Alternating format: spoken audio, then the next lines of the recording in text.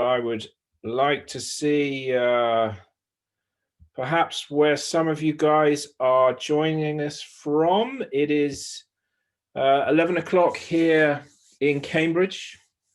I've got someone from Jakarta. What time is it there? You're quite a few hours ahead, aren't you? We've got someone from India. Fantastic. Shanghai, it's 7 o'clock in the evening. Istanbul, 2 p.m. India, weirdly 4:30. You have that sort of strange half-hour difference. You must be very happy because you've just beaten Australia in the cricket, which is fantastic. 7 p.m. in Hong Kong. All right, fantastic.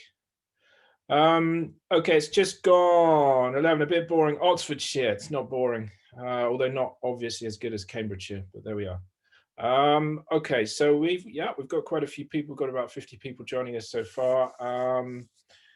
And I imagine, as quite a few of you are in the United States, you will not be watching this live, and you'll probably be tuning into the recording. Someone has just said, will you be sharing this webinar recording? Yes, we will do that. I'll explain about that in a second, but yes, I'll be sending out the webinar recording to quite a lot of people. So if you want to just go off and have a cup of tea instead of watching me right now, you can do that. Or if you want to stay with us, that would be nice as well. Okay, yeah, let's make a start because I've got to run off and make my family lunch because we're all in the same house, working from the same place. I've been consigned to my bedroom as my children all work in various places around the house, and this is what we're going to be talking about today. So we're going to be talking about teaching online. We're going to be talking specifically about teaching TOK online because I think it presents us with some not necessarily more challenges, but just different challenges when it comes to keeping our students engaged. So just a quick outline of what we're going to be looking at. This should take 45 minutes, but I do tend to overrun, and it does depend on what you guys can share with me to see how long this will last. I'll just briefly outline who I am and one or two other aspects of how we can communicate with each other. I'd like to talk about the problem first of all. A lot has been said about it, but I think we can't take it for granted. A lot of people think they understand what the problem is, but I sometimes feel that they're not fully grasping the challenge for students because it's a huge challenge. And I'm seeing it both from the perspective of an educator and also as from the perspective as a parent, as my own children are struggling with online learning. I'd like to offer a few solutions, things that we have done. When I say that, I mean theoryofknowledge.net. The first being understanding, the second, trying to make the most of TOK and its inherent qualities. Third solution, making TOK lessons autonomous. Then I'd like to think about how the sort of balancing this. If you're making lessons autonomous, you've also still got to track the learning and the understanding of your students, and you've got to obviously provide feedback. So I'll talk about how we might do that. Then talk about how we have follow-up sessions with our students to we can't just send them off and make them learn on their own all the time. Of course, we have to connect with them. We have to discuss things with them. So I'll talk about when I think that's appropriate and maybe how to do that. Another solution really being available as well, that could have been sort of listed as one of the solutions, just being there for your students. And then most importantly today, I think your ideas. Okay, I'm not setting myself up as an expert on online learning. I'm going to say in a minute that I don't think there is a solution to this. This is not as good as being in the classroom. There is no way around that. But I know that there are a lot of people out there with some great ideas, and I'd like to get a sort of dialogue going, get some of your ideas and then share them in the debrief email, and hopefully we can sort of do that on a sort of regular basis, things that have worked for you, ideas that have really kept your students going, and just any tip that you can offer. Then at the end, just very quickly go over the support that we offer to members and to free users of the site. Okay, so to begin, as I said, this should last about 45 minutes. It might overrun a little bit. We'll see how we go. I am Michael Dunn. I've seen a lot of familiar names on the registration list. So I know you've attended these before. Some of you haven't though. I'm the creator of theoryofknowledge.net, which is an online support resource for theory of knowledge. We offer memberships and we offer lots of free content for the TOK course. And we've just added a whole load of new content, both free and paid for. And we're really hitting that quite hard over the next few months. We're going to have lots and lots of new things on the site. So questions and contributions. If you have questions, they're probably best left for an email afterwards.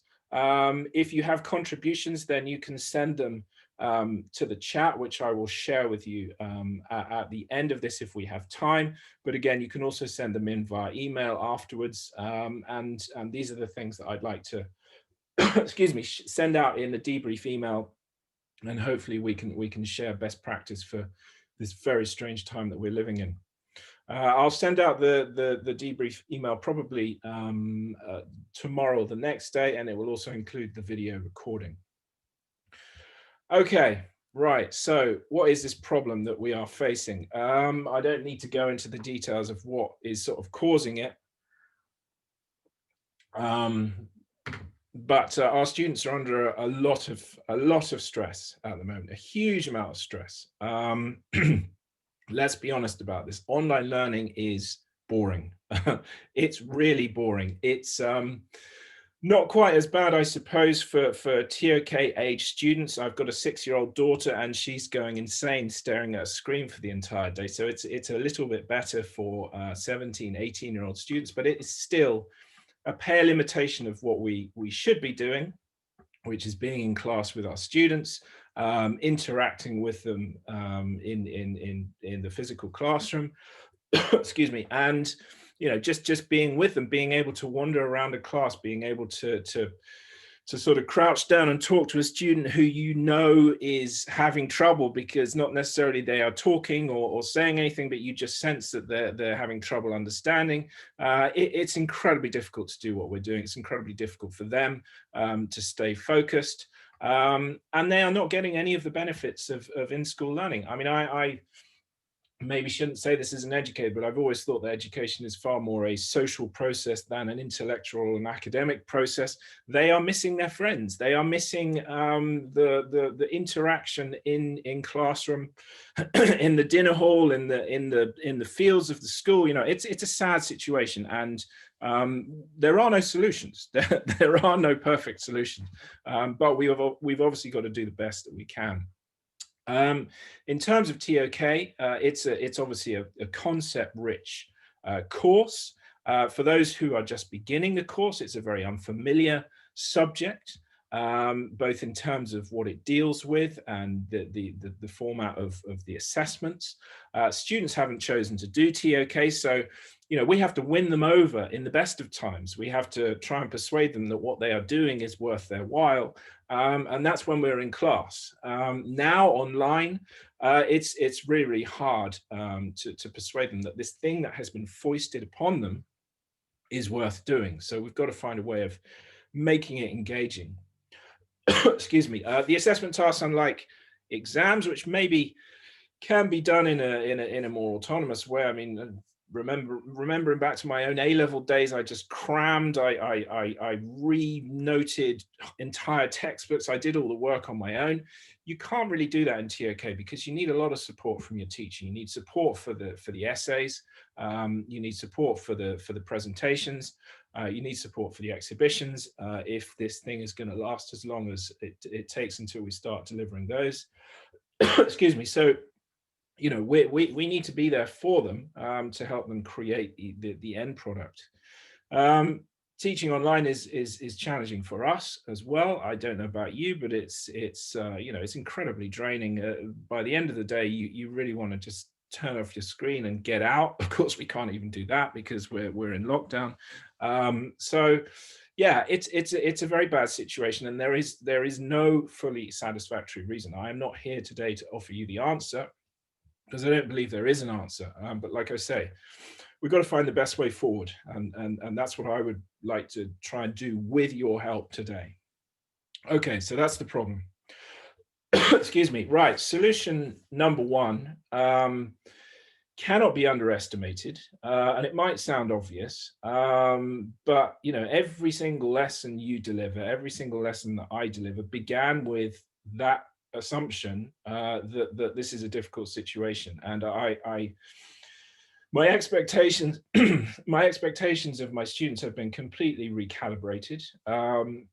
Those points that I make in the last slide, you really have to take those in, and we have to see this from the perspective of the students. And I'll be honest, I'm watching the online lessons that my own children are doing, and the teachers often haven't done that. They just haven't done that. They've kind of rejigged lessons slightly that they would be delivering in a classroom, and they just don't work, because God is in the detail, isn't it? The little instruction that assumes that a student can do something on their own doesn't always work. So we really have to see this from the perspective of the students, which in itself, of course, is very, very TOK. I personally don't give any homework whatsoever in TOK right now, as we are learning online. I think this is the problem. The lessons themselves are the homework. If we are teaching online, if you're setting up a lesson and you're getting them going, they are already doing homework. So to then give them extra homework on top of that seems to me completely unfair. I think double homework in itself, excuse me, I've got my usual cough. Homework in itself is depressing, because you're not working with other people, you're not bouncing ideas off other people, you're not sort of able to communicate with your teacher, it's not as interesting as classwork. So now to have to do like double the homework is, I think, very, very unfair. So I see my lessons as the homework, and that's it. Now, of course, they may need to do a little bit extra when it comes to creating the essay and the presentation. But for the vast majority of the course, I don't think they should be doing any extra work at all. Certainly, I don't set my students any extra work. We've got to put all of this into the perspective of the global situation. We are in one of the greatest disasters that we have ever seen. There is a global pandemic which is causing these enormous changes to society, to the economy, etc., etc. So bear that in mind. And if there's a choice between not managing to deliver the entire course, missing out one or two lessons, missing out one or two ideas, versus overloading them, it's got to be the first option every time. Don't worry that you're not covering absolutely everything. We can't stress them out. They're already stressed out. They're stressed out by the situation. They're stressed out by having to do what they're doing right now. So we've got to manage that. We've got to support them, absolutely. The thing about TOK, of course, is that we can fill in some of the gaps that might occur because we haven't managed to cover everything during the 3 essay interactions. And being available during the presentations or the exhibitions when they are preparing those, which I will talk about in a second. So that's solution number one. We have to be incredibly understanding. We have to see this from the student's perspective, and how dull and horrible online learning is versus the normal reality that they have of being in school. Okay, solution number 2. Got to be careful here. I'm a TOK fanatic, and I do sometimes tend to assume that people see it with the same sort of the same glowing opinion that I have of TOK, and of course we can't assume that too much. But having said that, I do think that TOK has some inherent qualities that we can draw on in order to make the lessons that they cover much more interesting, and even use it as a way of making sense of what's going on. So my first point here would be, excuse me, as much as possible, make your lessons based on real life situations, and make them based on very, very up-to-date real life situations. The upside of the situation is there's a lot of very interesting things going on. A lot of things that we can draw on in TOK. You know, the old Chinese curse, may you live in interesting times, certainly applies to us right now. You know, we have a lot of material to work with, which is probably not a good thing, but we really do. So, you know, make sure you're bringing it into your classroom. You're handing it on to your students. You're encouraging them to also, you know, use their own experiences to explore concepts, to support arguments, to get discussions going, and so on. So let's make the most of that, because, you know, there's a lot to work with. Excuse me. I've not completed this bullet point. I'll finish it off in a second. So let's also draw on as many engaging thinkers and ideas as we can. Let's use really, really rich media sources, you know, little videos, great articles, etc., to set up interesting lessons. You know, let's give them a really good experience.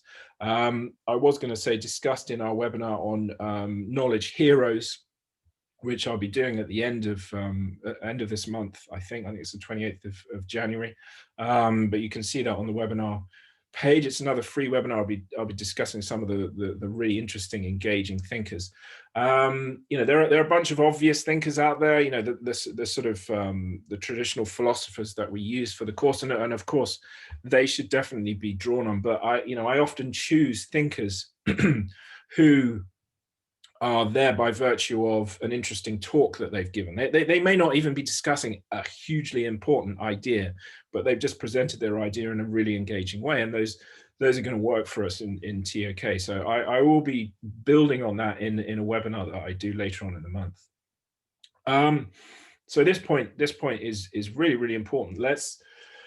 Let's try and use TOK as a way of making sense of what's going on. So let's kind of use the situation in order to you know, be able to draw on the potential of TOK. So we're almost using the situation against itself, if you like. You know, there are so many things happening in terms of the pandemic, but also in terms of politics right now. You know, we're all probably slightly nervous about the inauguration tomorrow of Joe Biden, and the shift from one worldview to another worldview, you know, almost overnight in the United States of America.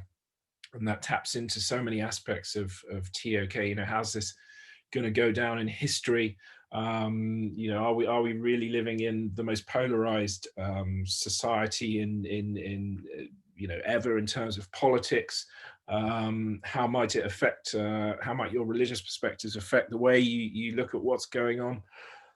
Excuse me, etc., etc. So, you know, it is such an interesting time, and let's try and use TOK in order to make the most of that, and use it as our fodder for TOK lessons.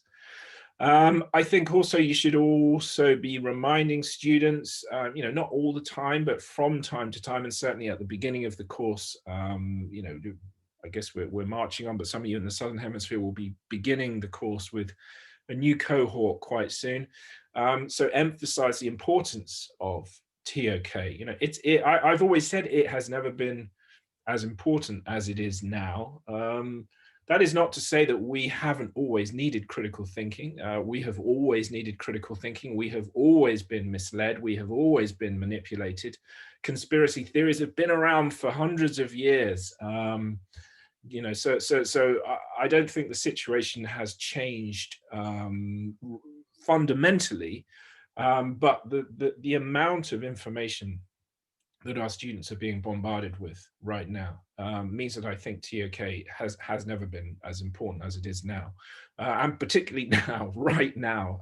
You know, this week it's never been as important. So, you know, the world is becoming more and more crazy. Hopefully, it'll calm down a little bit, but we can use that. We can use TOK, and also not just.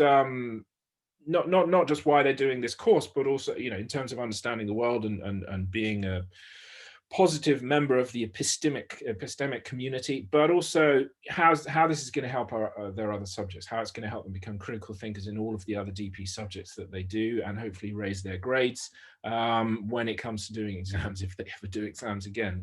So let's keep reminding them, certainly at the beginning of the course, that it's a really, really worthwhile thing to be doing. And it gives them a massive advantage over other students who are not lucky enough to be doing the diploma. So yeah, solution number 2, drawing on the inherent qualities of TOK. I think the subject, you know, the nature of the subject can help us in this situation.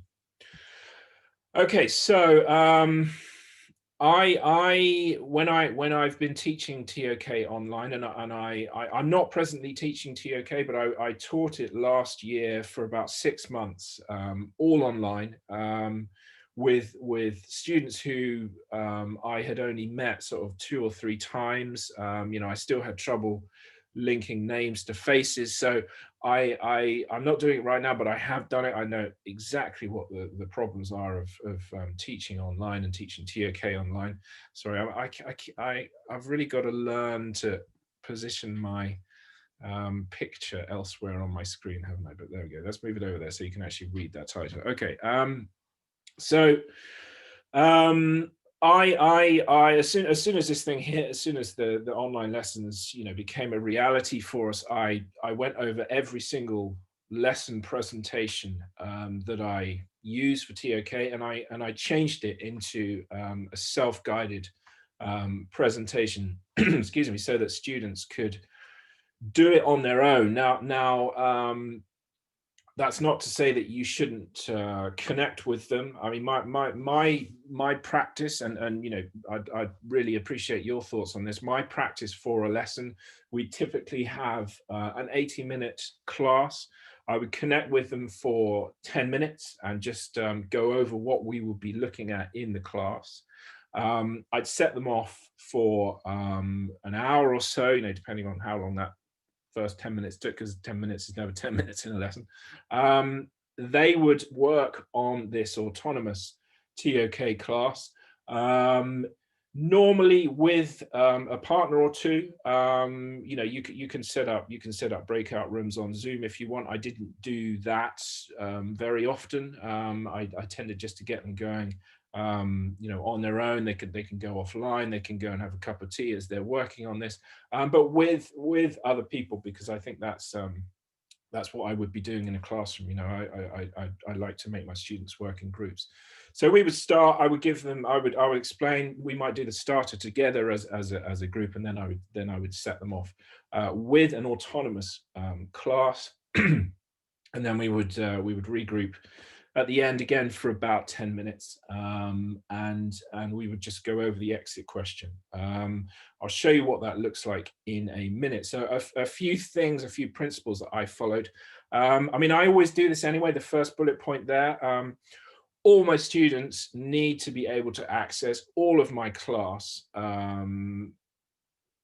so that if they're having technical issues, or if they're absent, because, you know, I do this even during normal circumstances, if they can't connect live. So, you know, the lesson presentation, there is a lesson presentation for every lesson. Obviously, those of you who are members of the site, you know that we have our lessons all on a presentation, and then that goes on Google Classroom straight away. So they know exactly where to look. They can access it. It's also good, obviously, for students who, you know, might do the lesson and run out of time. They might want to check back at the lesson, and it also gives you a wonderful library of you know, almost like an online textbook, if you like, so that they can look at all of the classes that they've done, all of the ideas that they've looked at. So you know, access, I suppose, is what I'm saying with the first bullet point there. Activities, you've got to be realistic about the level that you pitch your lesson at. You've got to make sure that all of the activities are attainable by your students, otherwise they're just going to get turned off. And you probably need to give support notes for some of those activities, and I prefer to have those on a separate document, so students can have a look at the lesson presentation, And then they can, look at one side and say, "Oh, okay, I'll give that a go, but I think I need a little bit more, I might need a little bit more support." And then they go to the other document, the support documents, to give them more of a helping hand. So they can look for the help if they want it. Some students perhaps won't need it, and they can just do it without the support notes. I don't like to bore my students. I like to keep them engaged. I don't do, I mean, I know there are a lot of teachers out there that do lots of practice essays and things like that. I don't like doing that. I just find it boring myself, so I don't impose it on my students. They do a couple of, they do during the course. For me, they do an essay plan, and then they do the actual essay. So I don't set big assignments in the average lesson. I set small activities just designed to align with the lesson objective. We have to be very, very clear about the lesson objective. And I expect them to take notes. I expect them to make notes for their own benefit, for when they come to do the essay in the exhibition or the presentation, whatever they're doing. But I only ask for a response to my exit question to be submitted. If you're using Google Classroom, then you can just copy paste the exit task on the lesson presentation as a question on Google Classroom, and you just get some questions back. And then that's what you base your feedback on. That allows you to make sure that they've understood the main point of the lesson, which is the lesson objective. So my exit task and my lesson objective are worded very, very similarly. And that's what you give feedback on, and that's what you can use to measure their understanding. I'll talk a little bit more about that in a second. So I tend to give several short activities during a class rather than a long time consuming activity.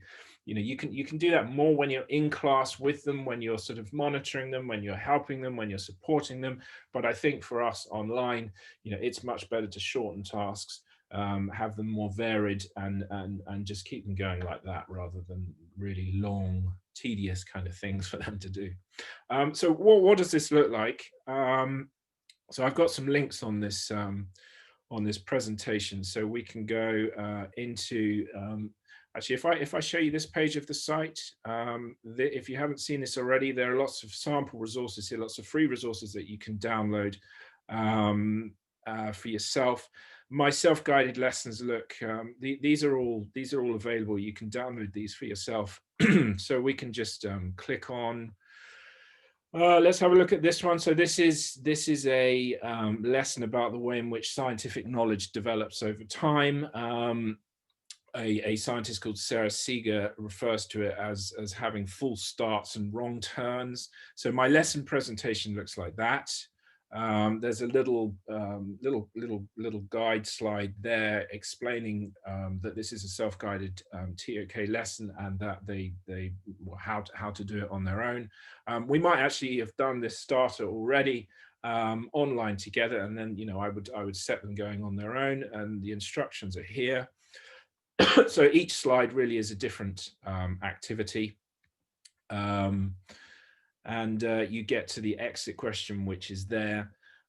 So you can see what these quotes suggest about the creation of new knowledge in the natural sciences, and that corresponds to the lesson objective there. So hopefully they are not saying, in other words, knowledge in science is created by the scientific method. They can go a little bit further than that. On each slide, you'll see a little link to the support notes. So each lesson presentation gets something that looks like that. And so there you can see for yourself, we've asked them what are the different stages of the scientific method, and actually you can see the answers on the self-guided lesson support. So that's what I'm giving them. There's plenty of support there for them to do each lesson. The only thing that I don't give them help with is the exit task. Please submit your answer to Google Classroom. I'll provide feedback, and I'll show you a little bit about that in a second. So this is what this is how I deliver the TOK course via these self-guided lessons. These are obviously available to all members of the site, but obviously there's nothing to stop you from creating something like this on your own. And I found, you know, how did that resonate with my students? They found this a very good way to learn. They liked essentially working on their own, but giving lots and lots of online support via these notes, and also, you know, seeing me at the beginning and at the end of every class. But I'll talk a little bit more about sort of contact with students a little bit later on. Okay, let's just go big. Right, so the problem is, if we are teaching in this way, if we are giving them, if we're setting up self-guided lessons or autonomous learning, how do we track their support? If we are, and we should be, reducing our expectations on them, setting them less work, how are we going to track their learning? How are we going to support them when there are sort of gaps in their understanding? Well, the point that I've already made, you know, we've got to make our lesson objectives very, very, very, very clear. We need to make the exit task the thing that aligns with our lesson objective. And this makes it really helpful for them, because you can give them, and again, I produce this as well. We can give them a list of all of the lessons. We can state the lesson objective.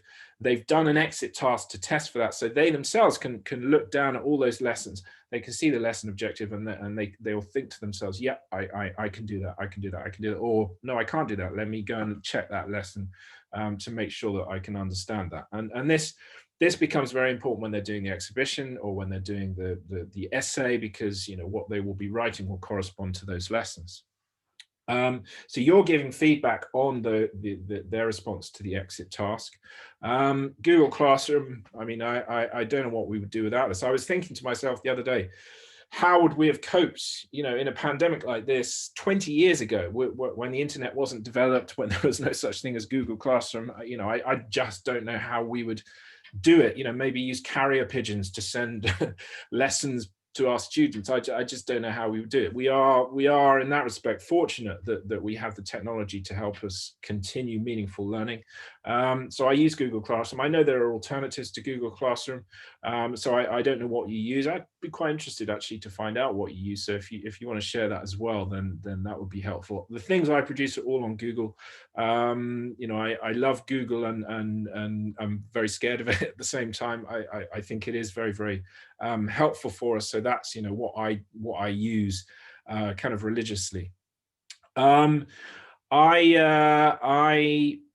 me just see that other bullet point. Yeah, someone's writing a note. I will check that in a second. Yeah, so this will allow you to identify not just mistakes of individuals, but sort of overall mistakes. You know, if you're getting a lot of exit slips or exit tasks handed in, all making the same mistake, these are things that you can focus on to give feedback when you have your follow-up sessions, which I'll talk about in a second. So I designed some assessment trackers to try and make my life easier, and I did share them. I sent these out the other day, and I've got a sample one here. Again, if you go to the sample resource page, so this is my if you're not familiar with the way that we teach TOK at theoryofknowledge.net, we divide the course into 6 big questions rather than having everything going through the course by area of knowledge and theme. So we have the big question number 4 is, how do our perspectives and biases shape our knowledge of the world? So you can see there for each lesson, that's the lesson title at the top. You can see that for yourself. I have comments there for exit tasks. So green obviously means very, very good.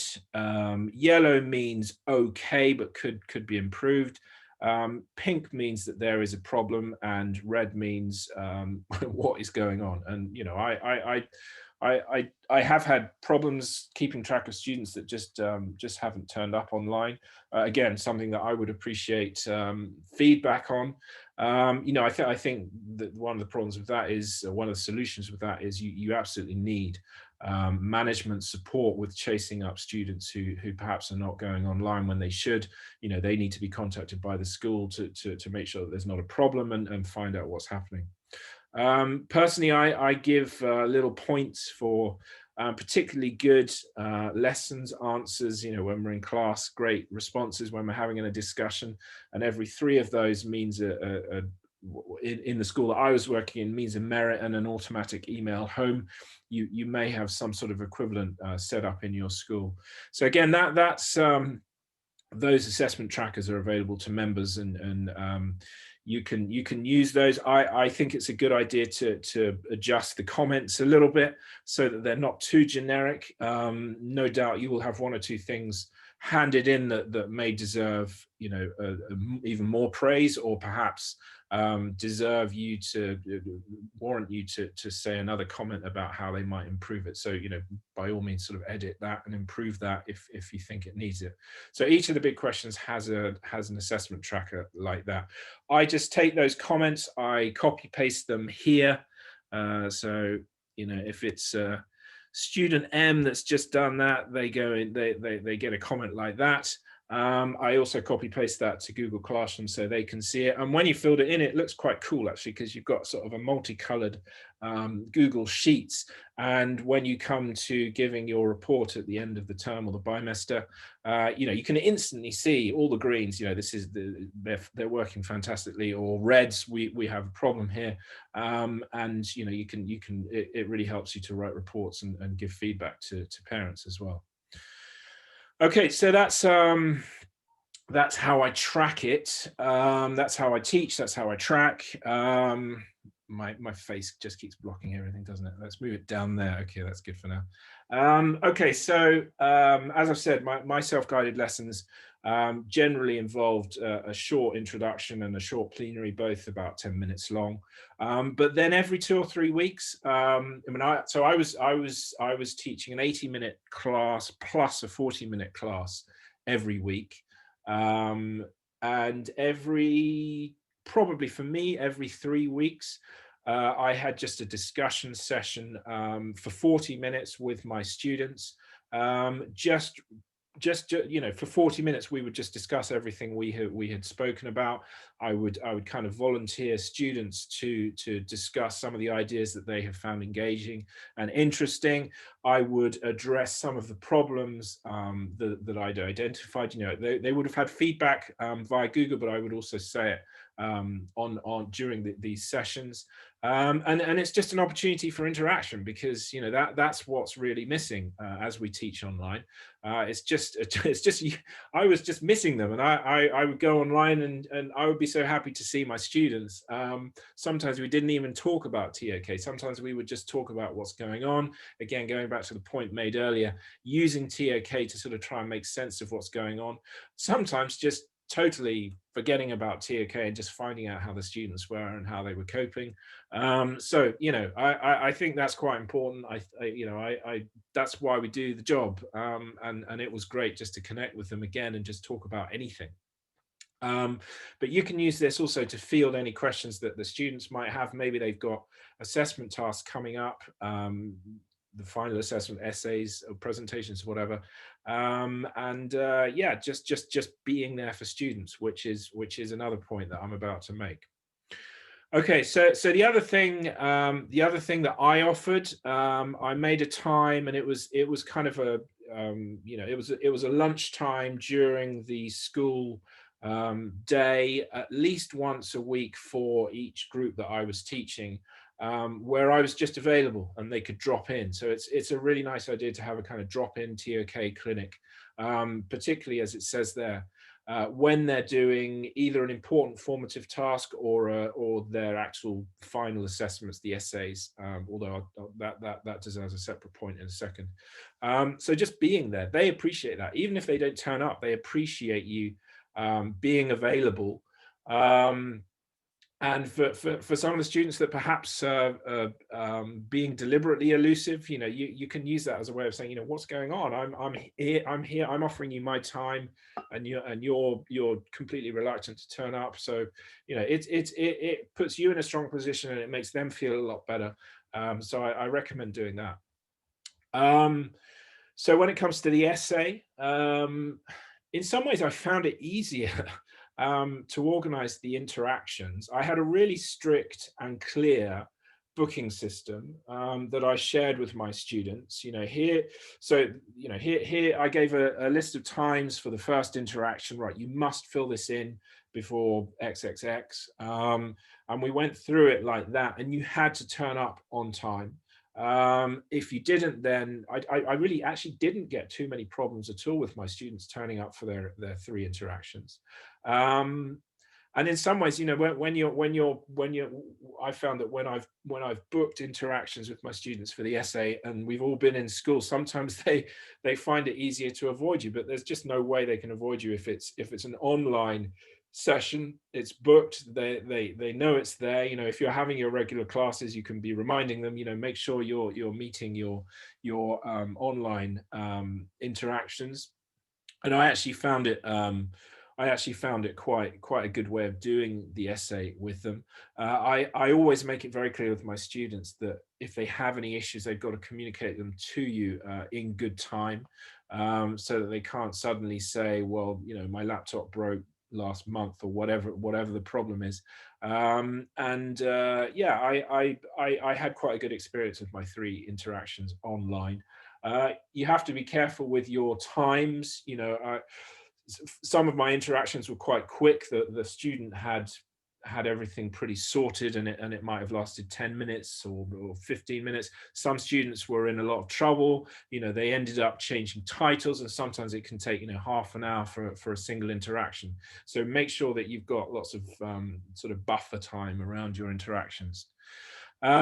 Presentations are, I think, a lot trickier. Doing your presentations online, which is what I did at the last year, I found, I mean, not by no means impossible.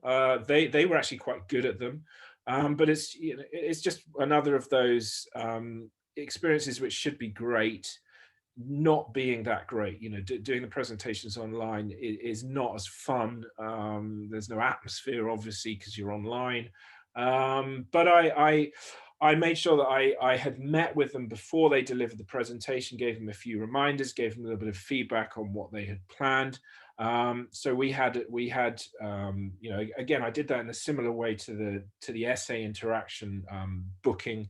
They had a time for their presentation that actually I assigned to them, but they also had the chance to meet with me at a time that suited them in their groups, just to run through sort of final points. I was very clear with them, of course, because they were quite nervous. What happens if my internet gives out? What happens? And obviously that's not a problem. That's not an issue. You stop the timer. Maybe you just reschedule the presentation. So we had a few problems like that, but because I had assured them that there was going to be no issue to the final grade, they were quite relaxed about that. In terms of the exhibitions, I don't know. Should we hope that we are not doing that online? I would really prefer not to be doing exhibitions online. I don't think that's going to work very well. I mean, I think the exhibition is a fantastic opportunity to have a whole school event with real human beings in a real physical place. So hopefully, when we start doing those, we'll be in a better place. I don't know. I suppose we could be doing them in June, July, right? That's when the first of these will be done. The end of the first year. So yeah, it could be tricky. I mean, obviously the IB only recommends that you do them at the end of year 1. You don't have to in terms of uploading the marks. What I have done with presentations in the past is I have asked my students to complete the presentation, so have done all the work, but actually present them in year 2. So maybe that would be worth doing with the exhibition, so that you can have this fantastic TOK day in your school. Again, your comments on that would be appreciated if you have any ideas about that. Okay, so that's another thing that I think is important. Another sort of solution, although as I've said, I don't think there are any solutions, but I think that's another important thing. I'd like your ideas. So let me find my comments. If you have any ideas now, then I'd be happy to just read them through and discuss them. So someone's just said, yeah, I realize this. We can't rely on Google in China, so we use a platform called I learn. I don't know anything about that. I don't. I know there's a problem with Google, obviously, because I deal with quite a lot of schools in China. I mean, I think a lot of you use a VPN to access Google slides and Google Docs, etc. But I don't think you're able to use Google Classroom. So I learn. I don't know. Someone has said we have to contact the parents if students are missing. Yeah, I mean, I found that just me communicating with students didn't always elicit any response. I mean, so I was teaching in Peru, and when the pandemic hit, most of my students just went to their beach houses, and I think a lot of them are having quite a good time. I shouldn't say that because Peru has been very badly affected, but my students at least all seem to be quite happy. So I wasn't so much worried, but I just obviously wanted them to connect, and the beach sort of stopped them doing that. So yes, our school PA was absolutely fantastic and tireless in phoning homes. That's what we had to do to chase up students for the most part. Yeah, someone is saying, yeah, they're going to leave the exhibition for the start of year 2. You know, I would definitely get it well underway. The reason that I think it's a good thing doing the exhibition or the presentation in year 1 is because, as I've said this before, year 2 is so stressful for students. And if they're still going to be learning online, I hope that is not the case, but it's stressful in any case. So getting as many pieces of work out of the way, as many IAs out of the way as possible is definitely is a good thing.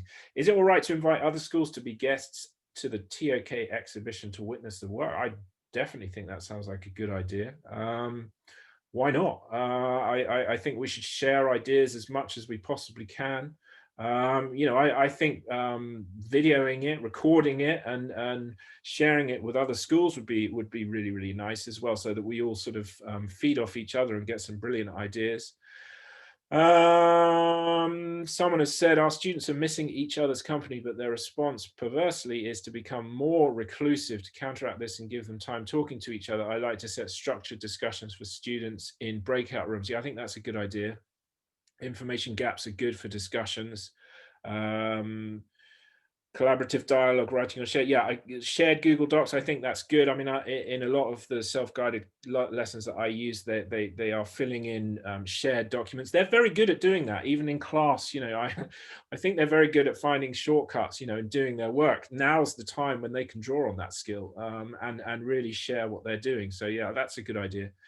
Weaker English speakers and more reticent students can benefit from step-by-step questions to scaffold their approach. Yeah, definitely. When reading a web article, yes, these discussion scaffolds take a lot of time to create. Yeah, I do have a few of them within the classes that I create, you know, sort of going by paragraph. But yeah, that's what I mean by expectations. I don't expect them to read huge long articles. I much prefer, you know, little video clips. That's more interesting. But of course, if you have it sort of set up, you know, as a presentation that they are looking at, rather than you saying, right, now we're going to do this, I'll give you 5 minutes to work on that. You know, they can spend a little bit longer doing that, and they can review it and they can go back to it, which I think they appreciate. As a teacher, around the one-to-one meetings and specifically the essay interactions in my teaching context competes with time. Yeah, I know it's difficult. Finding time for the essay interactions is difficult. I always found it difficult, but I found it such a rewarding um, thing to be doing. I just sort of bit the bullet and did it. I mean, I was lucky because I was mostly teaching TOK, and I was also ahead of the final year group, so I probably had more time than other teachers to do that. But that's where, you know, the essay interactions, I really feel, is where the lion's share of the work is done when it comes to the essay. You know, you've given lots of guidance on the essay, but that's where they find their way when they research the areas of knowledge that they will be looking at. That's when they sort of put their personal voice on it. So yeah, it's difficult. It's difficult. I mean, I talk to your senior managers and see how understanding they are. I don't know. At this time, we're all sort of fighting for timetable spots, I guess. The exhibitions, I think it's getting quite late to leave it. We break up in June, and a lot of students leave earlier. Yeah, and presenting TOK exhibitions in IB2 in my institution would compete with all the other. Yeah, that's the problem. You know, that's I appreciate that.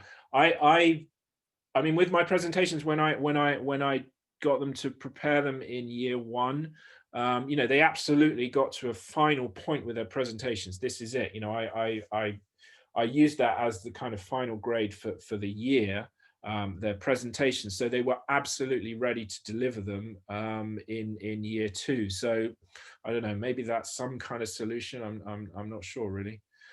The entire syllabus can't really be covered in one year, so that would make it more difficult slash complicated for students to do their exhibition. Well, of course, you're not meant to do the entire. Well, what does that mean for a start? What is the entire syllabus of TOK? I mean, I don't think we can ever completely get across the ideas that we want to get across. But of course, the exhibition is based on the themes. They're only meant to have knowledge of two of the optional themes and the core theme, and they're only choosing one of the themes for the exhibition. You know, personally, I don't overdo the depth into which we go into the themes. In my course we look at language quite a lot. We look at technology a bit. We mention politics and religion. The core theme we do quite a lot on. But I think you don't have to get through everything for them to do that. You know, they should be doing a little bit of work on their own to prepare for the exhibition, I think, and you can give them guidance on that. You know, they don't need all the knowledge in order to create the exhibition. And yeah, that's why I think the IB have decided it can be done at the end of year one. Someone else has said a practical but very problematic question. If we do go ahead and celebrate exhibition online, is that apparently the IB do not welcome digital images of the students' objects. Is this correct? I think they only don't because they want it to be a sort of an exhibition day that is a proper day. I think given the situation, there's no way around this, is there? So you know, correct me if I'm wrong, but I think they can't really argue with that. Give students choice of tasks. I love that. Yeah, absolutely. There's no, I mean, for me, education is empowerment, and there's nothing more empowering for students than choosing what they are doing. Let them contribute ideas for tasks, even whole tasks they have made up anonymously if they prefer, and this can lead to a discussion of aims and more ideas. Yeah, absolutely. You know, I'm constantly encouraging my students to help me create the course. You know, bring in your ideas. Some of them are better at that than others, but that's, you know, that's I think you should emphasize the fact that when it comes to the essay, they are choosing, you know, obviously they're choosing the prescribed title, but they are choosing the areas of knowledge, the ones that have resonated most with them. And with the exhibition, they've got quite a lot of choice with the IA prompts, and they've got more choice with the objects that they choose. They've got more choice with the themes. So yeah, I agree with that. Try and give them as much choice as possible. Covering the AOKs in a little depth. Well, you don't. Well, yeah. I mean, obviously you need to do that within the first year, because you can't leave everything until the second year. This is, you know, another reason why I prefer to do it sort of thematically or by question, so that we are exploring a question via different areas of knowledge and themes, rather than saying, right, for the next 3 weeks we'll be looking at history, for the next 3 weeks we'll be looking at politics. I never liked that way of doing TOK, and that's what led me to create the big questions. The teacher does not need to control everything for TOK age group. I'm not entirely sure what you mean by that. Should not the pandemic be a reason why digital images can be used? I'll contact. Yeah, I think that's absolutely. I mean, let's, if you could, that'd be great, and I might share it with the rest of the group. But yeah, I can't see how they can object to it right now. You know, it's just a fact of life, isn't it, at the moment? As teaching is online, students are also getting attracted to the digital objects, like an episode from a fictional series on Netflix. Should we discourage an object like this? Not really. I mean, I think one of the keys for their object is that it should have a personal resonance. So if they can link it to their own knowing and their own understanding, I don't see why not? Although, you know, you're saying objects like this, so I'm not entirely sure, you know, I can't really sort of give a generic response to that. I mean, I think maybe and yeah, yeah, you definitely are able to do that, because you know, the IB themselves have given examples of tweets and things. I think the problem with well, a series definitely too much, I think, but an episode possibly. Um, but yeah, I think it's just more difficult actually than an object. So yeah, I mean, they can do a tweet or a Facebook post or an episode from something. I think you want variety. I think you want personal resonance with the students themselves, why they've chosen this, why it sort of means something to them, why it's changed the way they understand the world. And just encourage them to have a variety of objects. So, you know, three things like that definitely would not be a good idea. Okay, I've got to go and make lunch for my family, so it's the end of this webinar. I would love to hear more responses, because there are quite a lot coming in right now. Please, if you have suggestions, comments, more sort of feedback on what we're doing here, then I'd love to hear it and share it with you. I should just say that, you know, there's one last slide. Just I've already mentioned this, so you know, you're aware of this. So all of the lessons that I teach are available in self-guided versions. So you can have a look at the free sample page if you want to see what that looks like. If you're not already a member, I'm very keen on delivering a course that is completely up to date. This is why I'm not a big fan of textbooks. I prefer to have, you know, a discussion in a lesson about things that are going on right now. So I try and keep my lessons updated. I release the newsletter every month. If you have any questions about what we do, how we do it, and how to become a member, then just get in touch with me, and I'll be very happy to respond to any questions you have. This has been really good. I will be doing another one at the end of January on knowledge heroes. I would love lots more responses, and I will share them in the debrief email, which I will send out as soon as I can, as soon as the video has sort of formatted itself, and as soon as I've had a chance to kind of process and respond to the ideas that you give me.